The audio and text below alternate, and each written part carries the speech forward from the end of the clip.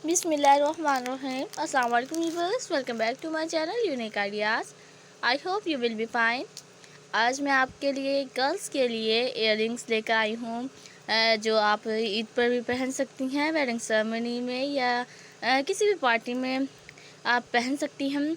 या आप जैसे चैन होती है तो उसमें भी आप ये वाला डलवा सकती हैं, या की चैन होता है उसमें भी आप अपना नेम लिखवा सकती हैं, या किसी शख्स का भी नेम जो आपको जैसे अपने फादर को हो जाता है वैसे। तो हर तरह का आइडिया यहाँ पर दिखाया गया है, आप देख लें, बहुत ही खूबसूरत है।